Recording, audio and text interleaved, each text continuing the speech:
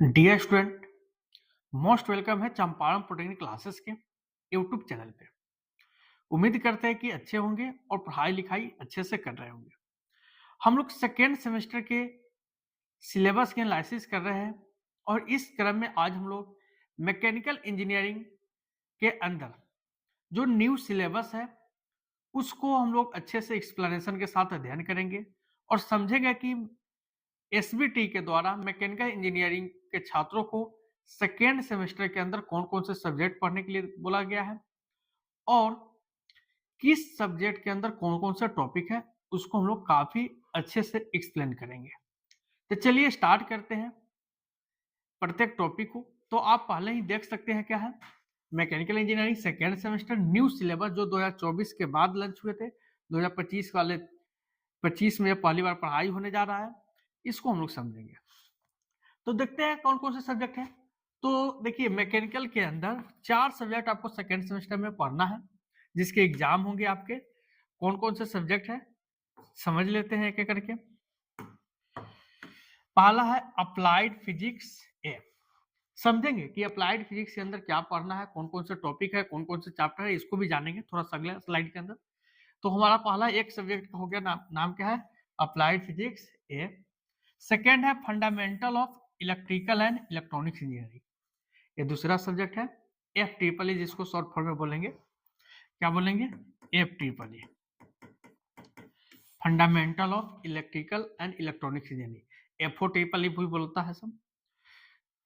तीसरी का सब्जेक्ट है इंजीनियरिंग मैकेनिक्स, ये तो खैर आना ही था क्योंकि ये मैकेनिकल और सिविल का कोर पेपर होता है, न्यूमेरिकल पेपर होगा। आपको ये याद करके रखिएगा, ये कौन सा पेपर होगा, न्यूमेरिकल पेपर होगा। इसमें आपको न्यूमेरिकल करना पड़ेगा, न्यूमेरिकल सब्जेक्ट है, इसमें आपको कैलकुलेटर की जरूरत पड़ेगी। और जो चौथा सब्जेक्ट है अप्लाइड मैथमेटिक्स ए है। इस सेमेस्टर में ध्यान रखिएगा मैथमेटिक्स ए बी सी है। सिविल और मैकेनिकल वाले को, किसको, सिविल और मैकेनिकल वाले को मैथमेटिक्स ए पढ़ना है, फिर मैथमेटिक्स बी भी है, मैथमेटिक्स सी भी है। तो हम लोग समझ गए कि अभी मैकेनिकल के छात्रों को कौन कौन से सब्जेक्ट पढ़ने हैं। 4 सब्जेक्ट हो गए, कौन कौन से, अप्लाइड फिजिक्स है, fundamental of electrical and electronics engineering, engineering mechanics और अप्लाइड मैथमेटिक्स ए। ये कितने सब्जेक्ट हो गए हम लोग के पास, टोटली 4 सब्जेक्ट हो गए। अब बारी बारी से समझेंगे कि प्रत्येक सब्जेक्ट के अंदर कौन कौन से चैप्टर है। फिजिक्स ए में, fundamental of electrical and electronics engineering के अंदर, इंजीनियरिंग मैकेनिक्स के अंदर और मैथमेटिक्स ए के अंदर कौन कौन से मेरे पास चैप्टर है उसको भी समझेंगे। ये वीडियो काफी हेल्पफुल होगा, काफी कम समय के अंदर पूरे के पूरे आपके सिलेबस का क्या है, एनालिसिस है। तो चलिए स्टार्ट करते हैं हम लोग अगले स्लाइड की तरफ। अब मेरे पास है अप्लाइड फिजिक्स ए, और इस अप्लाइड फिजिक्स ए के अंदर आपको टोटल जो सब्जेक्ट पढ़ना है वो जो अप्लाइड फिजिक्स ए है उसके अंदर टोटल 5 यूनिट है। टोटल कितने यूनिट है, 5 यूनिट है। पहला यूनिट का नाम तो आप लोग पहले से ही जानते हैं, यूनिट एंड मेजरमेंट। ये आईएससी में पहले भी मिलता है, यहाँ भी मिलेंगे।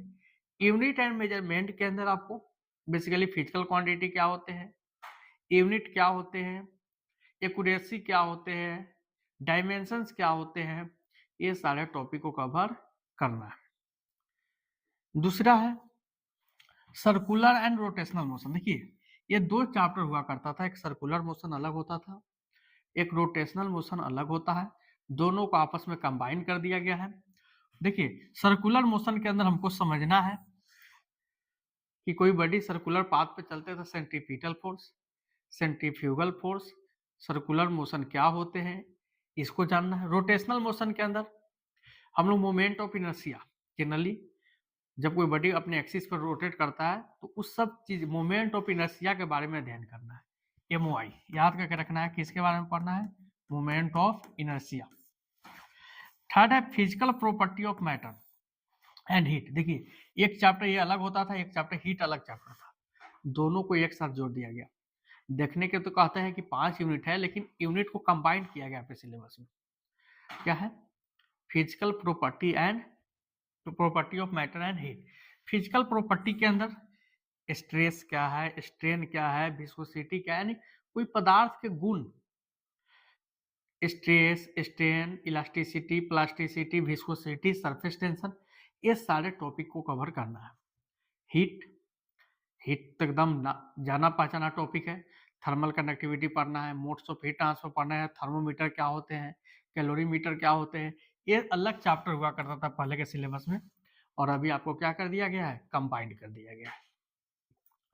चौथा यूनिट है सिंपल हार्मोनिक मोशन। देखिए SHM, इसको शॉर्ट फॉर्म में क्या बोलेंगे, SHM, simple harmonic motion and wave motion. देखिए वेव मोशन एक अलग चैप्टर हुआ करता था, SHM अलग चैप्टर हुआ करता था, दोनों को कंबाइन किया गया है।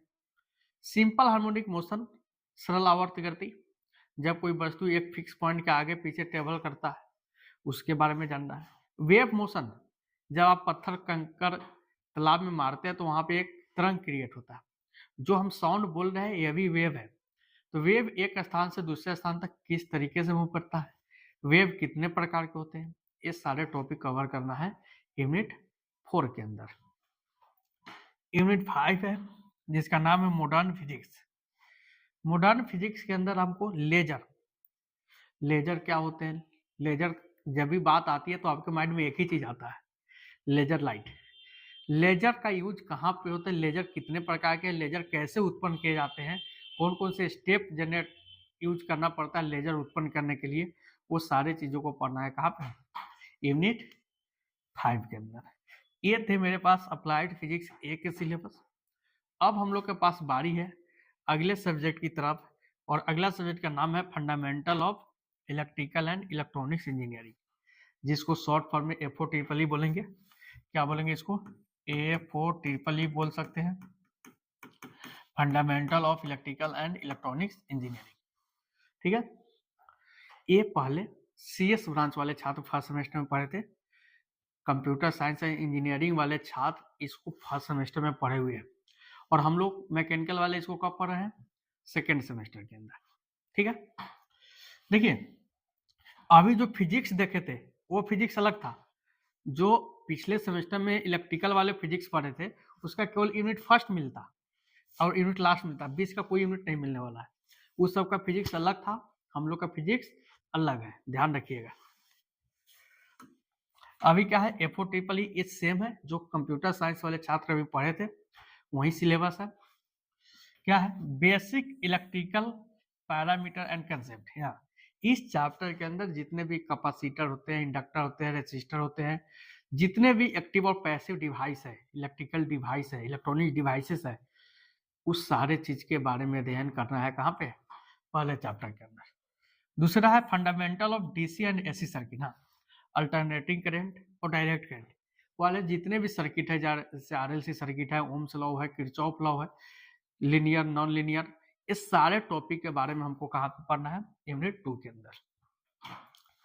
थर्ड है magnetic circuit and electromagnetic. Magnetic circuit, Faraday law, आपको थोड़ा सा ध्यान भी होगा, इलेक्ट्रोमैग्नेटिक जनरेटर मोटर जिस पे काम करते हैं, ये सारे इलेक्ट्रोमैग्नेटिज्म, मैग्नेटिक इंडक्शन, ये सारे टॉपिक हमको पढ़ना है कहाँ पे, यूनिट 3 के अंदर। बेसिक इलेक्ट्रॉनिक्स कंपोनेंट, इस चैप्टर के अंदर आपको जितने भी इलेक्ट्रॉनिक्स कंपोनेंट है, जैसे ट्रांजिस्टर, डायोड,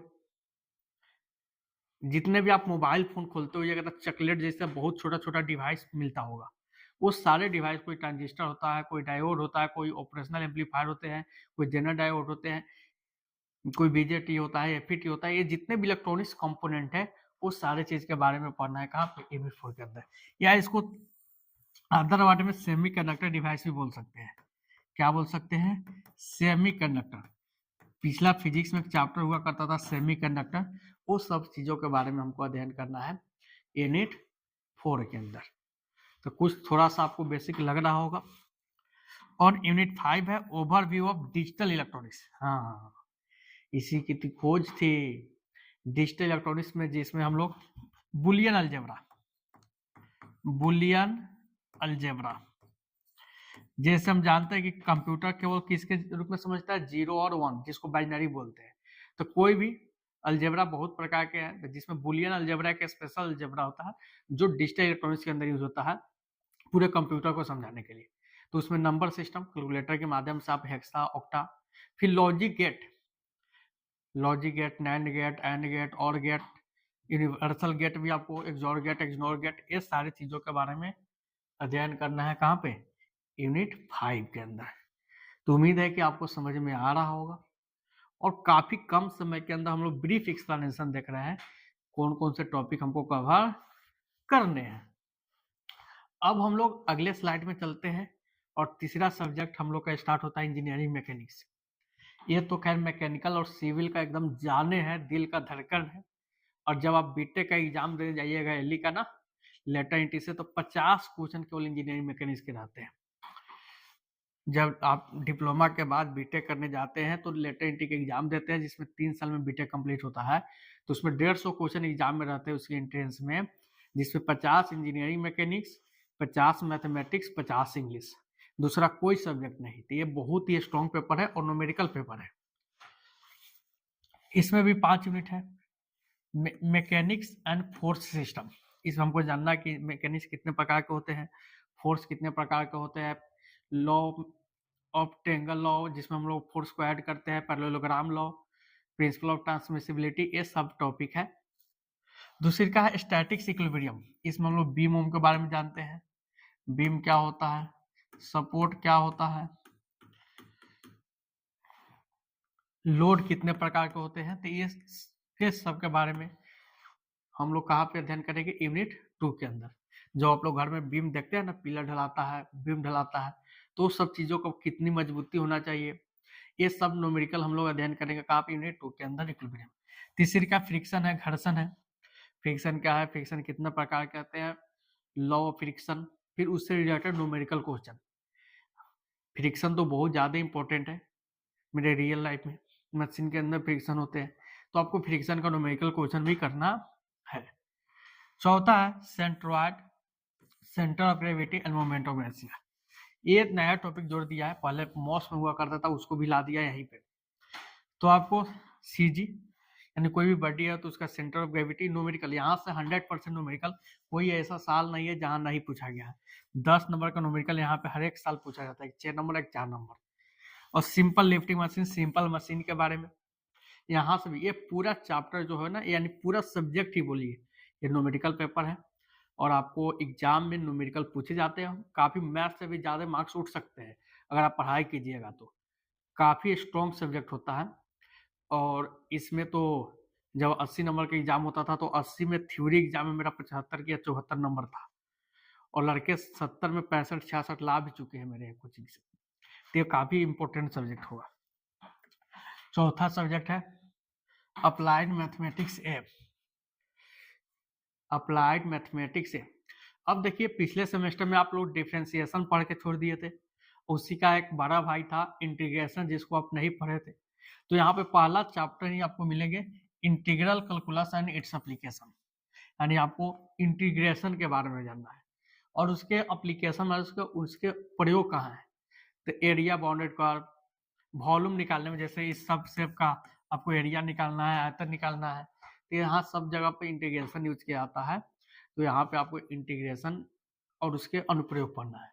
दूसरा डिफरेंशियल इक्वेशन, मैथ का टर्म है, डिफरेंशिएशन आप पढ़े थे, उसी में आपको इक्वेशन दिया रहेगा, उसको सोल्व करना है। d2 यानी आपको हायर पावर का जो इक्वेशन दिया रहेगा कुछ फॉर्म में, पी वाई प्लस बराबर क्यू, इस प्रकार से इक्वेशन दिया रहेगा, इसके सोल्व करना होता है डिफरेंशियल इक्वेशन के अंदर। Numerical solution of non linear equation, हाँ, यानी एक लीनियर इक्वेशन आप पढ़े थे जिसके रूट निकाल सकते थे, लेकिन कुछ ऐसे इक्वेशन होते हैं जिसके रूट निकालना काफी संभव नहीं होता आसानी से, 1 2 3 4 नहीं आते हैं, पॉइंट के बाद कटता ही नहीं है।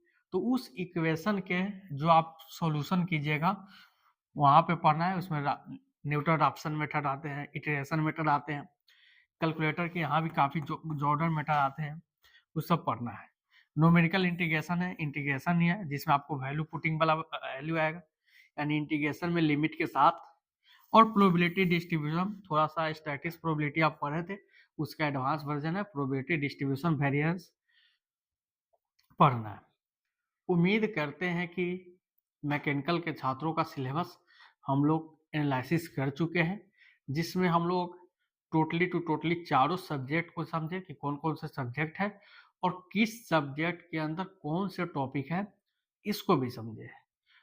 मिलते हैं हम लोग अगले वीडियो में किसी दूसरे ब्रांच के सिलेबस को लेकर। तब तक के लिए धन्यवाद। मस्त रहिए, पढ़ते रहिए, हंसते रहिए, मुस्कुराते रहिए।